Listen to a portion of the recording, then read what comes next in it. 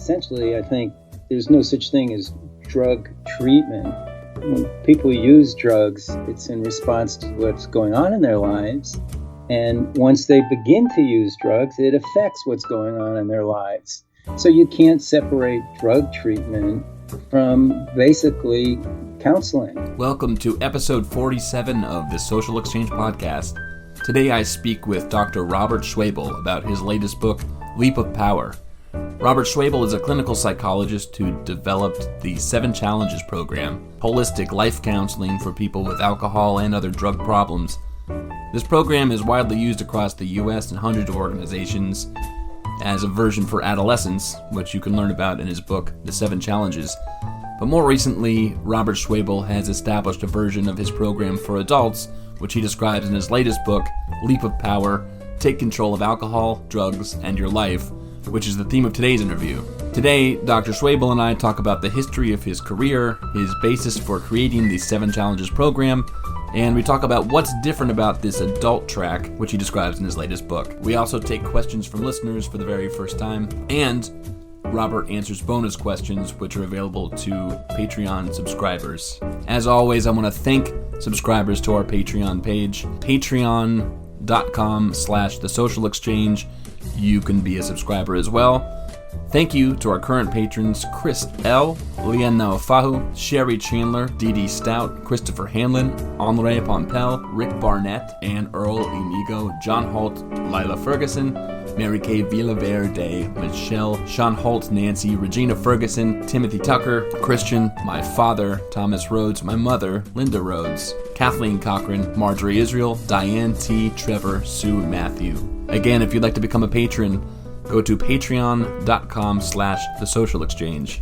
Now enjoy episode number 47 with Dr. Robert Schwebel. Robert, thank you for being on the podcast. Thank you for having me. So I've already explained in the intro, you're a clinical psychologist. You're the author and developer of the 7 Challenges program for adolescents and young adults, which is an evidence-based program used widely in the U.S., Canada, and in Europe. And you're the author of several other books, including your latest work called Leap of Power. Indeed, today's conversation will center around your new book. But before we do all of that, would you tell listeners a little bit about yourself and your background?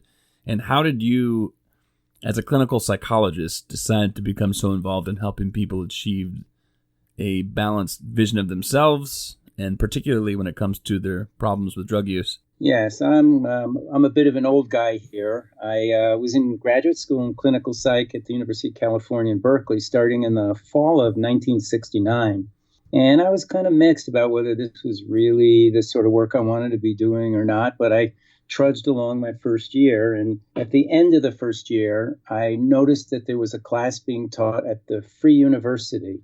And what the Free University was just a place where anyone who wanted to teach a class could teach one, and anyone who wanted to take a class could take one at no cost. And that class was being taught by Claude Steiner, who wrote the books, Games Alcoholics Play and Healing Alcoholism. So it was through him that I actually got interested in working on the drug issue. He, as I got to know him and work with him, he became a great influence in my life, because with him, and a group of other people, we started a free drop-in center in Berkeley, and we started a local group that wanted to make services available for free in the community. So I got very involved in working with him, and over the years, he started sending me more and more referrals of people who had alcohol and other drug problems. And I found it fascinating because at that time, almost everyone who got into the field because they had their own personal problems. I did not have personal problems with drugs, but I saw what was going on in the lives of people who had drug problems. And I saw how much really blaming and shaming was going on, and it seemed totally out of whack. And, especially these days, now that we realize how much, for example, trauma is involved in leading to drug problems and all the social causes and the difficulties of life. So I just got really interested in it right from the very beginning. And that puts it back to really 1970. That was my start, Zach. And your 1995 book, that's when you wrote the 7 Challenges, right? In the mid-90s? Well, I started actually 1990 writing the 7 Challenges. Okay, and that book informs your 7 Challenges program, which is still active and growing today. Tell me about Yes. the 7 Challenges and how the program is unique to existing programs out there in the ether. Right. I can actually back up a bit and give you some background because that's a jump from 1970 to 1990. In between, I became the director of a drug treatment agency here in Tucson, Arizona, where I live. And after a few years of doing that, I wrote a book called Saying No Is Not Enough. It's actually still out there these days. And it was a drug prevention book for parents. And after I wrote the book, I was thinking, this will put kind of an end to my era of working with drugs, and particularly with an emphasis, as I had in those recent years, working with drugs in adolescents. I had no idea. I was clueless that when you write a book, it doesn't put an end to anything. I got on the national media. I was on Oprah. I was on the Today Show. I was on the CBS Early Morning Show. And by the way, I really like that because when you're director of a community agency, you have to be so careful about what you say. But once I was a free man, I was free to say more clearly some of my thoughts and whatnot. Anyway, anyone who's listening who's at a community-based agency understands the delicacy of how we say the things that we say to the public. So I was approached by a treatment agency in a residential treatment center, actually, here in Tucson, and they asked me if I would develop a drug treatment program for adolescents. I was lukewarm to the idea, and I said things that I would have thought might have turned them off to the idea of me doing it. I said, look, you can't make kids be drug-free overnight. That's a dream. Is this when you were still sort of a free agent, so to speak? Yeah, I was, going into private practice, and I was writing. Basically, at that point. And I said, you're not going to have drug-free kids overnight. I said, essentially, I think there's no such thing as drug treatment. When people use drugs, it's in response to what's going on in their lives. And once they begin to use drugs, it affects what's going on in their lives. So you can't separate drug treatment from basically counseling. And I said, rather than a drug treatment program, a program has to be holistic, that integrates what's going on in the life and going on with drugs. And so I said, you can't have drug-free kids overnight. It should be holistic. And I said, and furthermore, it's got to be developmentally appropriate. You don't tell adolescents what to do. They have to figure it out for themselves. And instead of kind of dictating to adolescents, which we all know doesn't work, the goal, if you want to help people make positive changes in their lives, is to engage them in a thinking process and have them think it through for themselves and make their own wise decisions. And that's really some of the central core, the central philosophy of the 7 Challenges. When you said you were talking to this agency and you were saying, you're not going to have drug-free kids overnight, I spent a little time with you pretty recently, and from what I got from our interactions there, I would think that you probably could have gone even deeper than that. It seems like it's your view that drug-free kids, while in a lot of cases will probably be a good thing, is not always the desired outcome. And that would actually fit nicely with what you said about we can't dictate for another person what positive outcomes should happen in their lives. They need to think about that and learn that on their own. Am I wrong about that, or do you think that you're absolutely right? You're telling on me, Zach. That is what I said when we met. But this was 1990. You have to understand. And fair enough. The public was clamoring. It was we were sort of at the end of the just say no era, and the public was clamoring for drug-free kids. And I phrased it to them that you can't have drug-free kids. And I privately, I knew there are other solutions. And there's a lot of ways young people's lives can get better short of abstinence, which includes safer use or setting new limits. Yes. And now that formed the basis for the 7 Challenges program, which you created? Yes. I actually, when I first said what I thought a program should look like, back in, I actually said it in 1989 and started developing it really at the very, very tail end of 1989. I looked around for programs that I thought might fit with the way I described it to this woman who was interviewing me. And basically, all I could find was watered down 12 steps. That was what was out there for adolescents.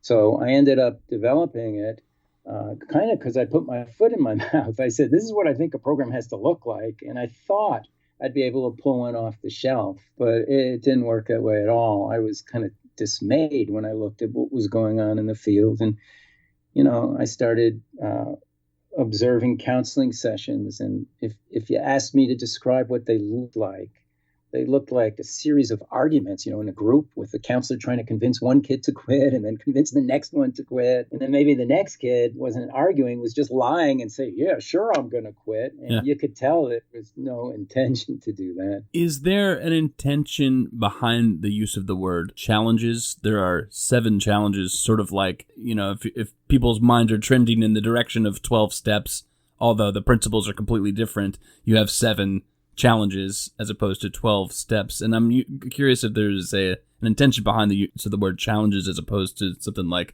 principles or rules, which you often hear. Yeah. Well, steps are, you just do what I tell you. These are the steps. You do it and everything's going to be okay. And challenges are kind of more fitting with, these are some of the things that are important to figure out. These are some of the things that are very challenging to think about, that are there's more. I think there's more respect when you talk about challenges, and more empowerment when you talk about challenges, rather than saying, here, do what I tell you and everything will be better. And those original 7 challenges are nested in your new book. On one hand, you are now offering this same program that you've historically used for children and adolescents and young adults. You have a new program in which the principles apply, but for adults. And so this book, your new one, Leap of Power, was a QED to the 7 Challenges book. So tell me about Leap of Power and what's new about it as compared to the last program, or the last book. Well, philosophically, it's the same. And it is, as you said, based off, there was I kept getting a lot of demand for an adult program, and using the same principles that we applied and many of the same skills that we applied to the adolescent program. And people, in fact, were using the adolescent materials with adults. And some people were saying, you know what, it works really well, that people in their 20s are saying, this is me. I started using when I was 15 and I'm still like an adolescent. It's just my development got stopped when I got into drugs.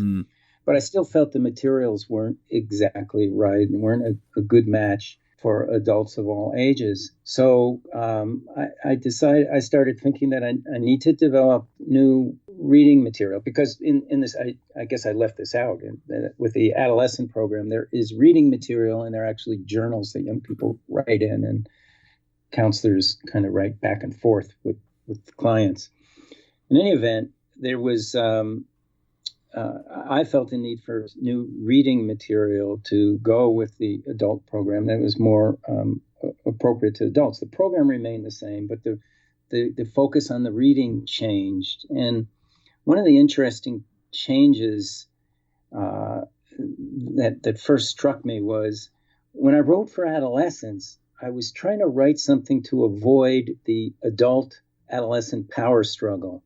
So I said, we did this or we did that. And the we was supposed to represent the voice of other adolescents who had been successful.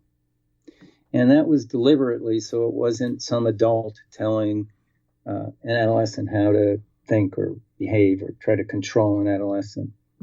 In Leap of Power, in the adult version of the book, it's really a adult to adult language. And I used, you might want to do this, or these are things you might want to consider. I wonder if we could actually spend some time going through each one of the challenges just briefly as a way to, I don't know, to frame our conversation, because maybe if we go through each challenge as it's written in this book to adults, it might give us a nice framing, and some conversation could happen in that framework. Would you mind if I went through each of the the 7 challenges, and we could talk a little bit about it? Challenge 1 is honest with yourself, challenging yourself to honestly look at your life, including your use of alcohol and other drugs. Tell me about that. The idea with being honest to yourself is that I think probably you, certainly me, and probably most listeners here have made New Year's resolutions, and many of us know how long they last. So, I mean, if the voice of the book was going to be, as I say, adult to adult, and I'm saying, Right. Consider whether you want to make these changes, I thought it was important that we need what I call in the book a challenging voice, which is one that says, do you mean it? Do you really understand what you're giving up when you use less drugs or quit using drugs? These have been your coping mechanisms. These have been ways you've had fun. You've used drugs for pleasure, to relieve pain.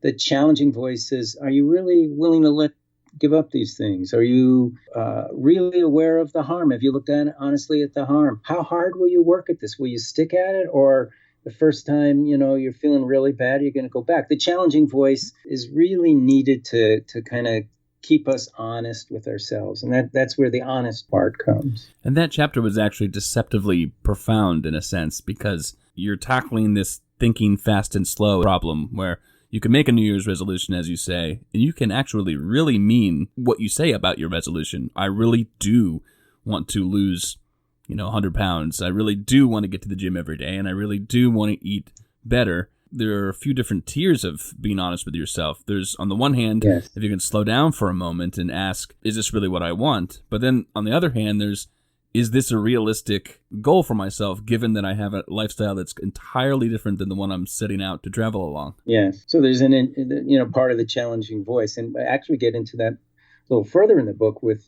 challenge 6, which is about decisions. Do I really mean it? Is this truly a decision, or is it, gee, it would be great if I stopped having this drug problem. I Right. want it to go away. I haven't necessarily decided to do something about it definitively. One other thing about challenge 1 is I bring up this whole other area about a nurturing self-talk and oppressive self-talk in challenge 1. And I think it's very important whenever people try to accomplish something, whether it's to change a behavior, as we're talking about in Leap of Power, or whether it's to learn to play guitar or to be a better partner in a relationship. Whenever we try to bring about change, for sure there are going to be setbacks along the way. It just, life doesn't work as smoothly as we all might wish. And I contrast the nurturing voice that when we make a mistake or we have a setback, for example, we say we're not going to drink, and we do drink, we have a lapse. A nurturing voice says, that's part of what happens in life. Let's figure it out.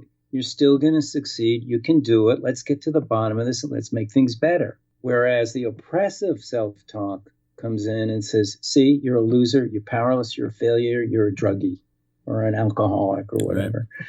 So I really think part of success in a self-help book, and this, by the way, is what differentiates this book from all the other material in the 7 challenges. I decided to make this available to the public at large, is that it is a self-help book.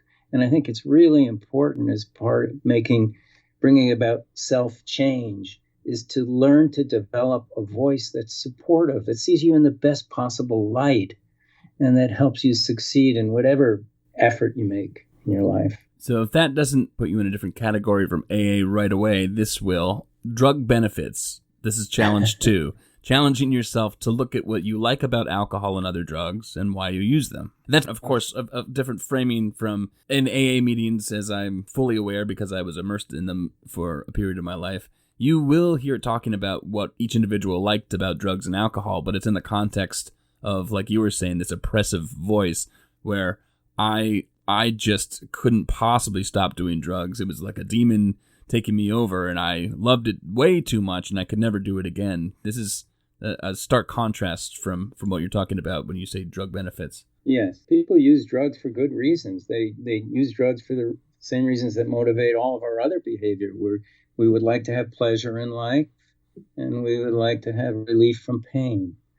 And it's interesting that most drug treatment for adolescents and adults, there's this enormous focus on the harm, trying to convince people how harmful it is, how terrible it is. And people end up making what I call harm-based decisions. They decide to quit using drugs because they want the harm to go away. And they think that's a real decision. But the way I put it, and I think you and probably a lot of the listeners will get the humor here, that's kind of a half-baked decision.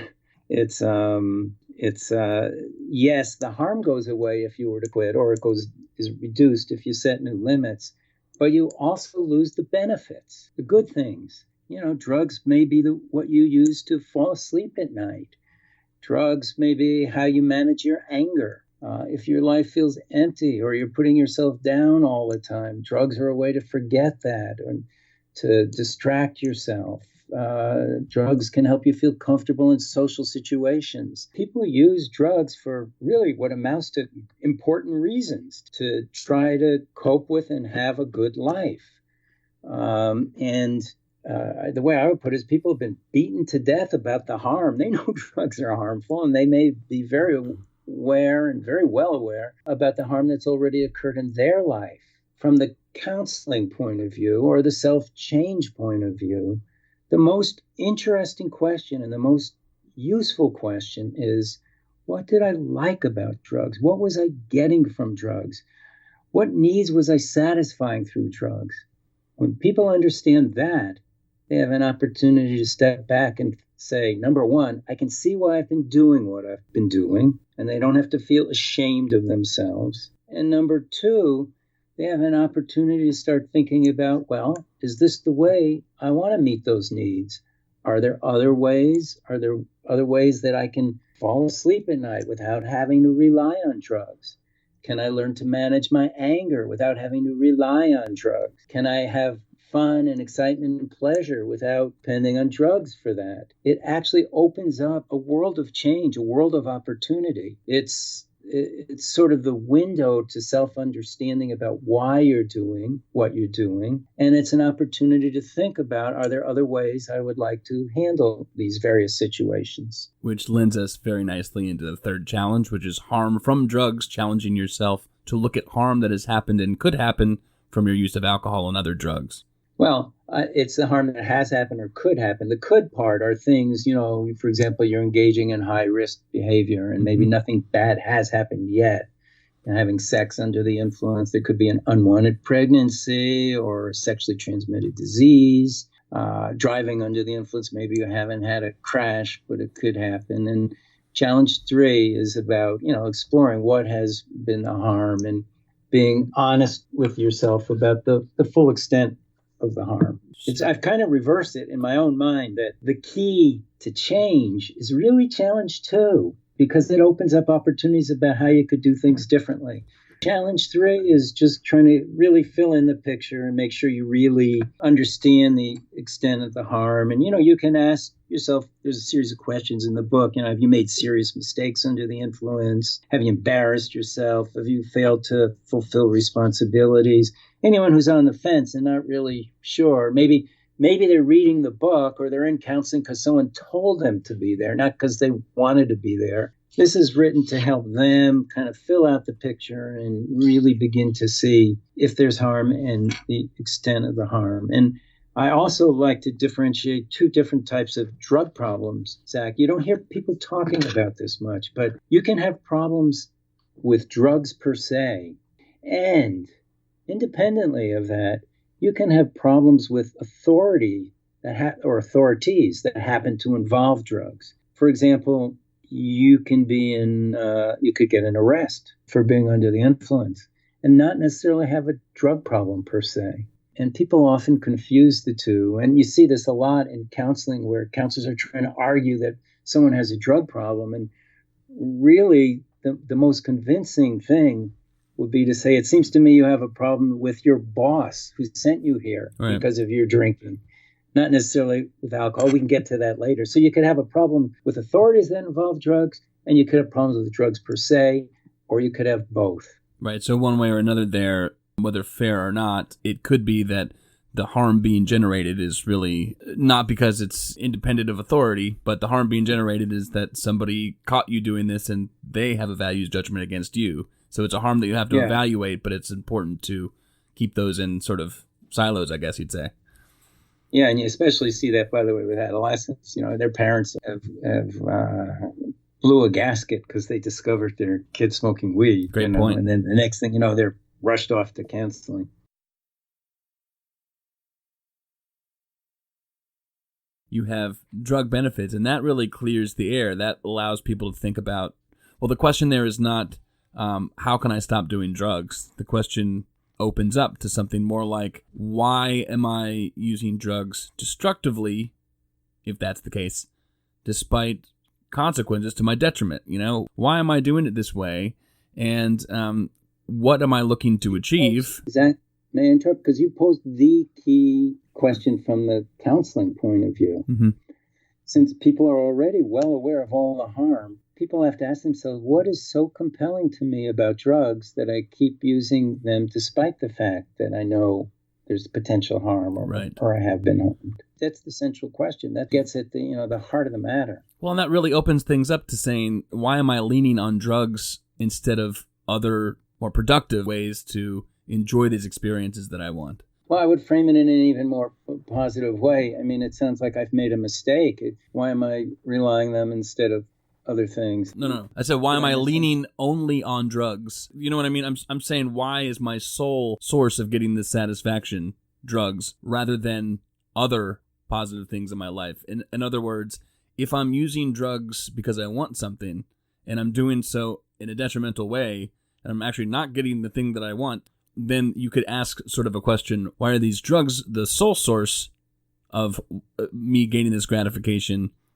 and what else could I do in order to achieve it?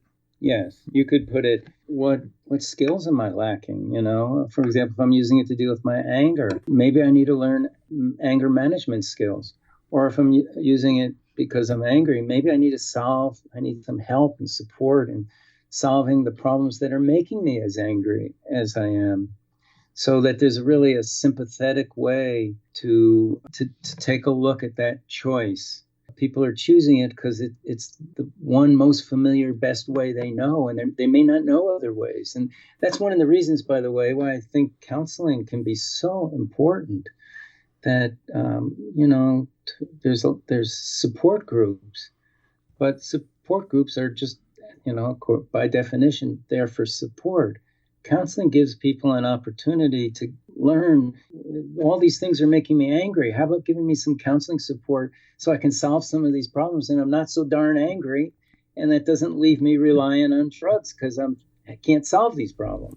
That gets into allowing oneself to think about harms from drugs in an honest way rather than sort of knowing that the standard answer is supposed to be drugs are so harmful I need to stop doing them. It's like a little bit disarming to talk about drug benefits instead. Many people will say, no one ever asked me what I like about drugs. By the way, you could ask, why are you using? But I think it more straight to the heart question is, what is it do you like? Yeah. And people will say, no one ever asked me what I like about drugs. No one. Astounding. We get into challenge number 4, which is shared responsibility. Challenging yourself to look at your responsibility and the responsibility of others for your problems. Yes, that one's close to my heart. As I said, when I first got interested in the field, one of the things I noticed is the blaming and the shaming. It's all your fault. And, historically, that's what drug treatment has been in this country. It started as a moral crusade, kind of a carryover from the temperance movement, and then 12 Steps incorporated it. And drug problems, alcohol problems were seen as a defect in character. And I don't see them that way at all. And I think it's really important that when you begin to look at the reasons why people are using drugs, which is, as we've been discussing, challenge 2, you get to see that the real answers, it's in response to the situations of their lives. And a lot of them are situations beyond their control. I mean, there's this, huge amount of talk, I'm sure most people now are recognizing, about trauma. But it's not just trauma that leads to drug use. There's so many other causes. There's so much stress. There's so much unhappiness. There's so many families that are, in constant conflict. there's racism, there's gender, narrow-mindedness. All these things that impose on people that make their lives really, really difficult. And then when they turn to alcohol or drugs to cope with all this distress, they're told that they have a moral defect. You've been sexually abused and you use drugs to cope with that abuse. Well, you obviously have a moral defect. So challenge 4 is about shared responsibility, and I really wrote it because I want to help people stop the excessive self-blame, okay? And I say shared responsibility because there's a lot that we're not responsible for, but ultimately, in the end, it is our decision about what we put in our body, and we do have some responsibility. And once we begin using drugs in harmful ways, we sometimes do harmful things, and we're responsible for that as well. So you're trying to get rid of the self-blame, at least in a pejorative sense, and hang on to self-agency. Yes, right. Exactly. So challenge number 5, your future in drugs, challenging yourself to look at where you're headed, where you'd like to go, and what you'd like to accomplish. Talk about that one. I really like this chapter. Oh, good. Yeah, challenge 5 has, when you think about the future, there's 2 ways to look at it. One is sort of the negative way. If you are getting deeper and deeper into a drug problem, you kind of can say, if I keep doing what I'm doing, where is this headed? And that helps people make decisions that they may want to make some changes. The flip side of that is thinking about what you really want in the future, what is important to you, what inspires you. And I know you and Zach and Stanton have written about this very issue. How important it is that people have meaning in life, something that's important to them, that they value, that they care about, relationships. I would add to that, if people have goals that they want to achieve. And that gets to what you mentioned early in our conversation about quick thinking and fast thinking and slow thinking. Yeah. Our right now brain wants the pleasure and relief in the moment. And I talk about the right now brain in Leap of Power. The smart brain says, hold on, slow down. Let's think about this. How will this affect my future? Don't I want to have this loving relationship? Don't I want to have some success in my career? So in terms of thinking to the future, it's what ultimately gets people to want to change. First thing that happens is when there's a drug problem, people begin to notice, hey, things aren't going right. This is messing with my life. It's not working for me. But you know what? Nobody's going to go through the hard work of changing their drug use patterns or behavior unless they think they're going to have a better life.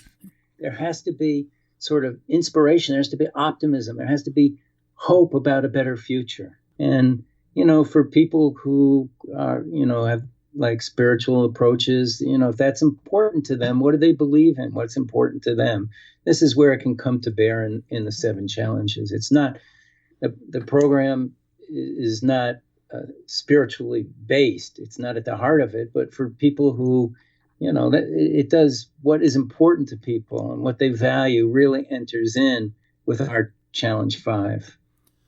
And by the way, compliment to you and to Stanton. I love your book and Stanton's older books about how important it is to have meaning and value in life. And that, that's ultimately what gets us to do the hard work of changing difficult behavior that's tough to change. Thank you very much. And I agree. And the reason I like this chapter is, first of all, I'm a visual person. So I see this chapter as you've sort of done the tough work and you're kind of coming up a ramp, and it's useful, very constructive, productive work. And then you hit challenge number 4, which is sort of that peak. What's this shared responsibility? And I see myself, as I'm reading the book, sort of then beginning to step down from that peak into looking at greater horizons. What's your future and where do you want to go? And I love the way that you talked about it, because you can sort of have some abstract long-term goals for your future that may or may not be exactly what you want, but you can kind of think about, given what you know now, what would look great in my future. And there's some more concrete ideas about the future that you can have. And once you sort those out in some different ways it lends very nicely into the next challenge, which is making decisions, challenging yourself to make thoughtful decisions about your life, including your use of alcohol and other drugs, which is maybe getting into the more concrete bit of thinking about the future. Yes, there's important discussion about stages of change, and people basically, the way most counseling works now is drug counseling. People come in and they're told, you need to change. And it's starting with what would be our challenge 6. Our challenge 6 is, you need to, now you've done a lot of thinking. You're aware of the benefits. You're aware of the harm. Hopefully you've reduced the excessive self-blame. You've thought about the impact of drugs upon your future. This is a time to stop and think. What are your decisions? And of course, in Leap of Power, we're going to say there's more than one decision. The traditional approach is there's only one decision, and it's immediate abstinence. And, that's just not true. People can set new limits and adhere to them. People can decide they don't want to change. That's an option. Or people can use the same amounts, but use the same amounts more safely. For example, they can continue to drink, but never drink and drive. So there are a lot of changes that people can make. And Challenge 6 is about thinking about their drug use. And very deliberately, it talks about changes in your life and in your use of alcohol and other drugs. Because, as I said way back in 1990, it's holistic. You don't change one without changing the other. If you want to succeed in overcoming drug problems and really sustain the change, it's important to change what's going on in your life. And we certainly don't want people to stop using drugs and have a miserable life. It's been their coping mechanism. It's been their survival. What we want is the best for people, where if drugs have caused them harm, they can quit or they can set new limits, but they can still have a great life because they're changing other things in their lives at the same time. You were talking before about authority, and I'm only really thinking about this now. You say people start with the 6th challenge when they're having their first intervention often. And of course you wouldn't recommend this because you have 3/4 of a book's worth of thinking that a person ought to do or should be allowed to do before making those kinds of decisions. There's a real element of theft associated with being a person of authority and saying, you know what, I've done the thinking for you. Now it's time for you to make decisions. And there's an element of just silliness to it as well, because everyone kind of knows that won't work. We do it anyway. I really like how you put that. People start with Challenge 6. Yeah. And, it's usually with adolescents, it's just arguing with them, telling them, you need to quit. You got a problem. This is the decision you need to make. And then, look at what it's doing to your life. And then, the kids, I like to talk about the 4 Fs. You get fakers, fighters, fleers, and followers. The fakers say, yeah, I'll quit, because they know that's the quickest way to get out of there. They don't mean it. The fighters say, you can't make me, or they're passive aggressive. This is one you see a lot with adolescents. They put their feet up on the table in front of them and they fold their arms and they look straight in the eyes of the counselor and they say, marijuana is harmless. It grows in the earth. And it drives their counselors nuts, So you get fakers, the fighters. The fleers say, I don't think I have a problem. My life's not going to be better without drugs. You're telling me I need to quit. I'm out of here. And they leave. Or if they're in residential treatment, they're there physically, but they're emotionally absent. And the followers are the one who go along because someone's telling them they need to quit, but they're in such a rush to get them to quit, they don't even prepare them, so they end up failing. They don't prepare them to be successful without drugs. So I call that the mad rush for abstinence, and you see that all the time with adolescents. Now, when someone is referred to your program, maybe not necessarily there on their own will, or they're choosing your program as one of a few alternatives that's court mandated or something like that. How do you balance just the idea that you're talking about, that forming a relationship and trying to act in good faith, that, look, I won't do this process for you, nor will I tell you what you must do. How do you balance that with the time urgency involved with getting through a program like that or a mandate? Well, that's a great question. And it a lot of people will come in, fold their arms and say, I don't have a drug problem. And one of the beauties of doing a holistic program is you can say, well, I'm not here to convince you have a drug problem. I don't know whether you do or don't. I'd have to, in terms of my own opinion, I have to get to know you better. But, less than half of what we talk about in here is drugs. Tell us about your life. You did agree to go to counseling. This is counseling. Work on issues that matter to you. And it's funny that people start working on issues that matter to them. It ends up coming around. And if they have a drug problem, it will pop. The other thing we do, which is important, is, if they're under pressure, say from an employment situation, a job, or a court, we will say to people when they enter the program that, it's not for us to say whether you have a problem with drugs or not, but it does seem clear that you were referred by probation and they think you have a problem with drugs. What would you like to do about that? And many people will be quite willing to, in terms of stages of change, they'll be quite willing to say, I need to work on that, so that we can get right to the drugs. And in fact, in Leap of Power, in chapter 1, I say, if you want to set new limits right now, or you want to quit, either because you personally want it, or because you're under intense pressure and feel you better do it, skip ahead to challenge 7, which is the longest chapter in the book, and there's a lot of very specific and concrete help about how to succeed with your decisions to either set new limits or quit. I say skip ahead after you finish challenge 1, after you read chapter 1, skip ahead to chapter 7, but please use those skills, but come back and read challenges 2, 3, 4, 5, and 6, chapters 2, 3, 4, and 5, and 6, because this is what lays the foundation for long-term success. And there's a lot of practical suggestions in chapter 7 about how people can succeed with their own decisions, but then come back to earlier chapters. So as you ask in counseling, someone comes in and they don't want to be there, we'll say, you don't have to work on drugs, work on what matters to you. And if they're in a court situation or an employment thing, or they have a romantic partner who's on the verge of leaving them, we say, it does seem that you have a problem there. What would you like to do with it? And many of those people would say, well, for that reason alone, I want to make some changes right now. Yep. So, we would support them in making those changes. Right. So you can have someone who says, I want to get my probation officer off my ass, and that's all I want to do, in which case you'd say, well, let's figure out how you want to do that. If there is an underlying problem, though, and somebody says, I want to get my PO away from me, I want to be done with the situation, and I would love to get everything else under control, if only this wasn't looming over me, I would start working on that. Then you could say, let's jump to challenge 7, but be under no illusion that that's taking care of the underlying problems, kind of a thing. And challenge 7 is taking action, challenging yourself to take action and succeed with your decisions about life and use of alcohol and other drugs. And you've summed that up pretty well. Anything you want to add to that? Not necessarily, because I know you want to get to some questions too. Mm-hmm. What I could say is that, chapter 7 talks about using reminders, how to remind yourself of your decision. It uses the letters that spell out karma. K is know your triggers.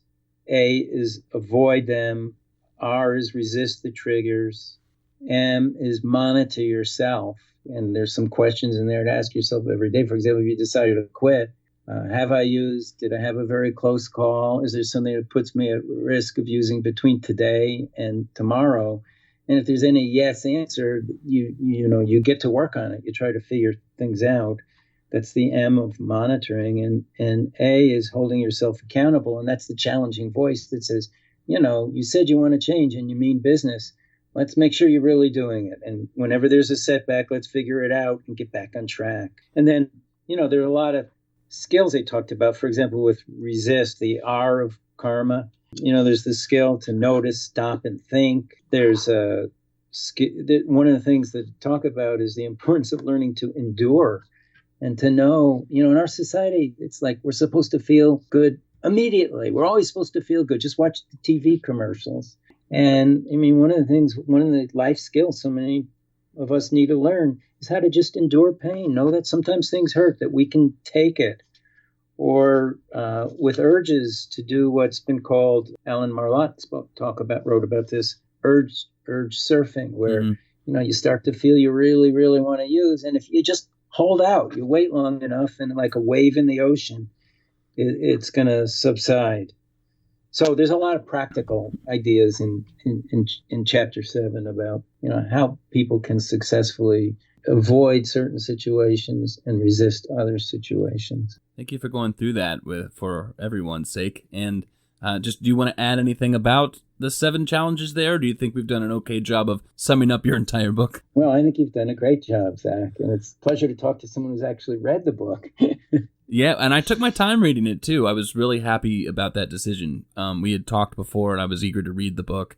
And I had thought about, when I asked you to do the interview, I was thinking about asking, hey, do you want to do it next week or something like that? And actually, what I usually do is I read parts of each chapter of each book. But I got into it, and I'm really glad that I took my time to do it. So thank you. It's a great book that I would highly recommend. Let's go, if you're okay with it, to questions from listeners. This is the first time I have a text app, so people are texting and or leaving messages straight to my phone through an app. One is from Sarah. It's a person with her name, and she is from the 802 area code, which means Sarah lives in Vermont. She says, your program is a great AA alternative. Do you completely oppose AA, or do you support it in some ways? I think AA is fine for the people it works for. And, statistically, there's a lot of discussion about that. It seems that it works for somewhere between 5 and 10% of the people who it works for. Now, I call the book Leap of Power because it's very important to me that one of the things that 12 Steps has introduced is this concept of powerlessness. And I thought it's really important that one of the worst messages to give to people who have a drug problem is that you are powerless. I think it's exactly the opposite, that people have power. In fact, the only person who can change a drug problem is the person who has the problem. And I think it's really important to give a you can do it message. And I know people in AA might say, well, the first time I have a drink, I can't stop myself. Well, you have the power not to have that first drink if you're convinced that's the way it is.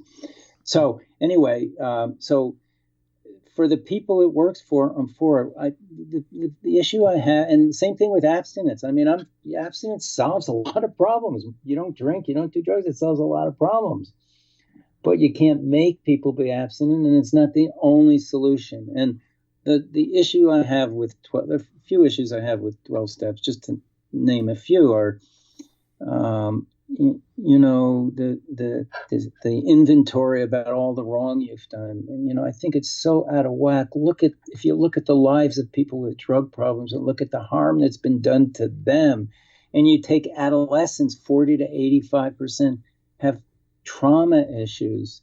That the world has not treated them fairly, and for them to do a fearless inventory of their wrongs, just proportionally not right. And now 12 Steps is a support group, and if that's the sort of support that works for people, I'm all for it. What I don't like is, and you can't blame 12 Steps for this, you have to blame the world for this. It kind of became the only solution. The field of psychology, all they were doing until the 70s was sending everyone to 12 Steps. I don't like, calling people alcoholics or drug addicts. If they find it helpful to think of themselves that way, that's fine with me. But I don't think people are identified by, that's not their identity. They're a person who has an alcohol problem or a drug problem. So for the people it works for, I'm all for it. I think everybody who's trying to change things in their life and wants a positive change is entitled to support. And if that's the sort of support that works for individuals, that's fine. So you're all for the marketplace of ideas, of which AA is one, I guess you would say.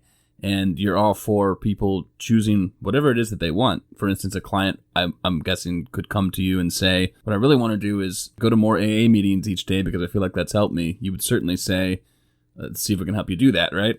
Yeah, and I would caution them that they're going to get a very different message. And we also have had people who have been in AA, many people have been in AA, come to 7 Challenges, and they never thought about what they liked about drugs. They just felt that, and so there's so much shame and blame.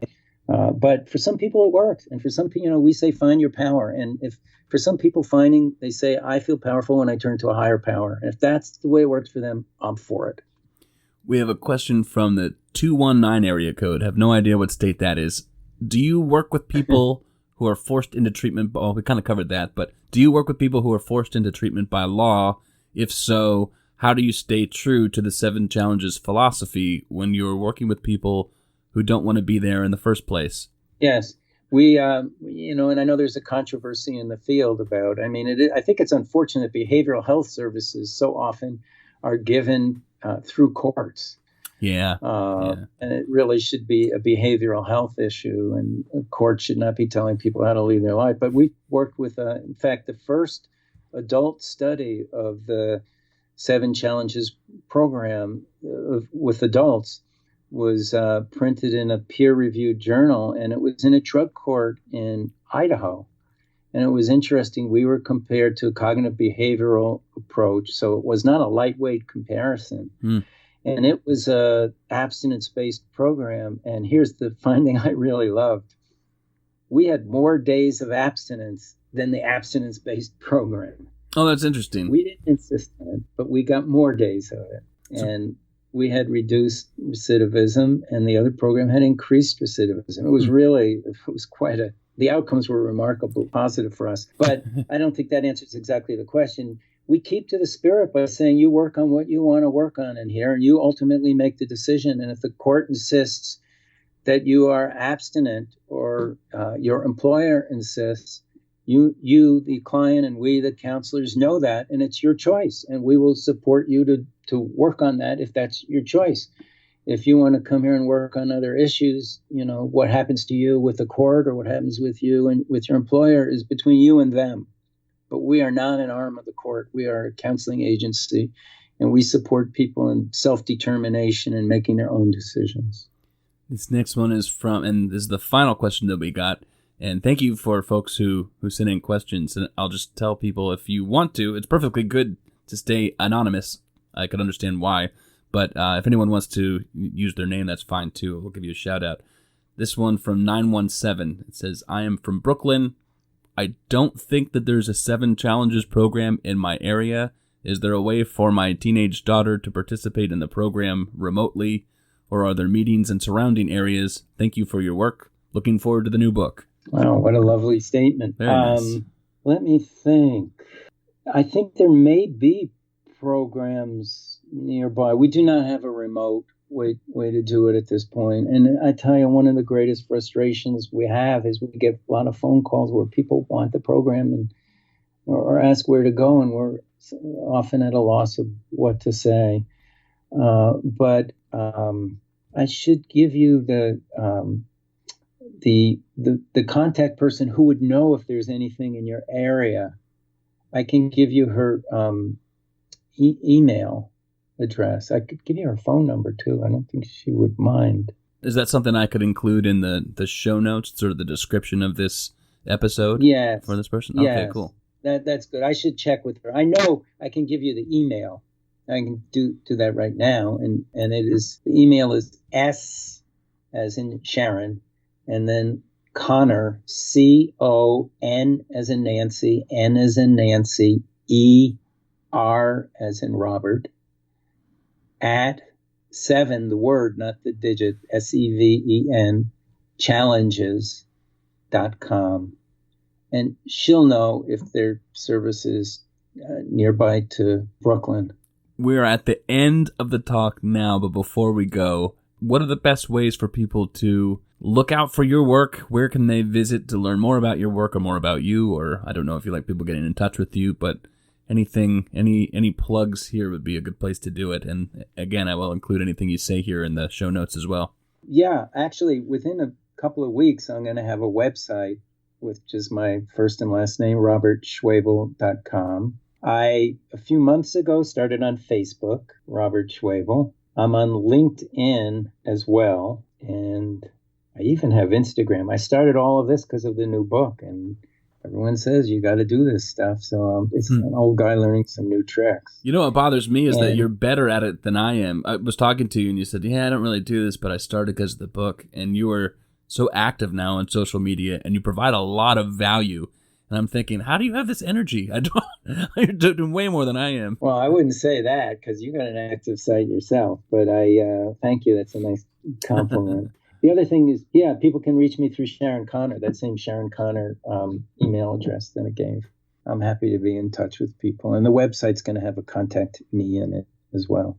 Okay, great. Robert Schwebel, thank you so much for the book, which comes out November 4th. Just thank you so much. Thanks for writing the book. Thanks for a great deep dive into some of these concepts and a different perspective on them, perhaps just different phrasing in a similar, if not the same philosophy. And thanks for talking to me today. It was a really cool conversation. Thank you. I really enjoyed it, Zach, and you really made it very comfortable to be interviewed. Thank you.